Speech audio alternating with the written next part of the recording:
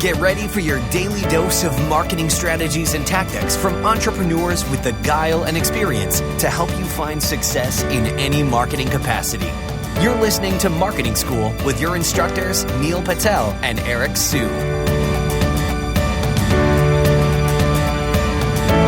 Welcome to another episode of Marketing School. I'm Eric Su. And I'm Neil Patel. And today we are going to talk about the 95% of you that will ignore this SEO strategy. Surprise, surprise. What is it, Neil? Branding.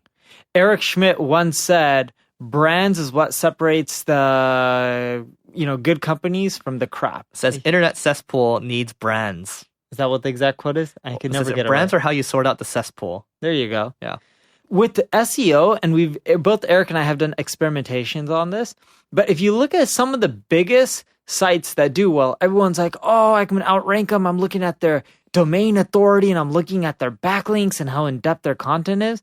I rarely ever hear people, probably more like never, hear people saying, oh, let me go check out the brand authority of this site. And they go to there. No one's ever going to like Google Trends, typing in the brand name, seeing if it's going up to the right, how many searches they're getting, or running that through SEMrush or Ahrefs to see how much traffic that brand is getting. If you don't know how popular a brand is, it's harder to beat them. Huge brands like Nike have such strong loyalty that it's hard to outrank them because people aren't just Googling for shoes, they're Googling Nike shoes. And when people Google Nike shoes a lot, it tells Google people really love them because that's one of the few brands that has brand plus the keyword shoes. Yeah, so Neil, how did you go about building, what's your branding strategy? My branding strategy used to be I would create amazing good content and then just try to grow my brand by providing a ton of value and helping people. Didn't work too well.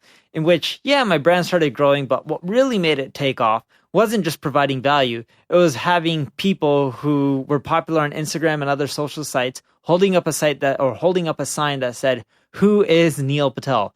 Caused everyone to Google for my name. My rankings grew. And what was funny enough is if your brand dies over time, so does your rankings as well. So you can't just create a temporary brand. So I did this for many months. And what I found is people kept Googling for my name. I started creating a new loyal audience or a much bigger loyal audience. And that helped preserve my rankings. Yeah. So a couple things that you can do in terms of kind of tracking how your brand is doing. You can use BuzzSumo. They have a really good alerting system where you can look at your brand over time. Neil likes using Google Trends as well. That's free for you to use. And what else can you use, Neil, to track how your brand efforts are going? That's mainly it. You're using the alerts and you're using the Google Trends. I also like looking at Google Search Console because it shows you what keywords you're ranking for and type in variations for your brand.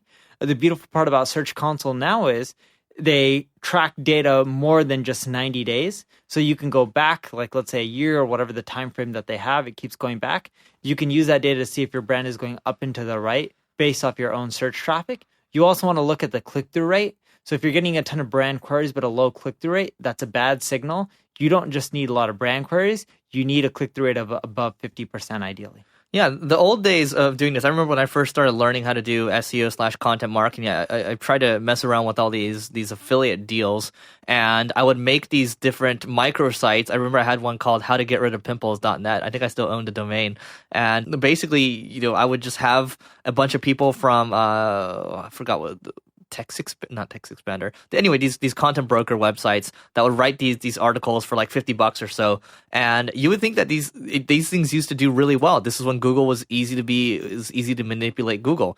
That's not the case anymore. Nowadays, it's the power brands that are out there. Like to Neil's point, it's not just domain authority, whatever. It's how strong your brand is, and the stronger your brand is, here's the thing: your domain authority actually turns out to be higher in the long run because a lot of people are linking to your brand. So think about not just your SEO strategy. I know that this is related more to SEO, but if you start to build things together, you combine LinkedIn, or not LinkedIn, well, LinkedIn too, but YouTube as well. Maybe you are doing podcasts. That's all going to tie into your branding, and that's going to help you with your SEO. So Neil, anything else to add?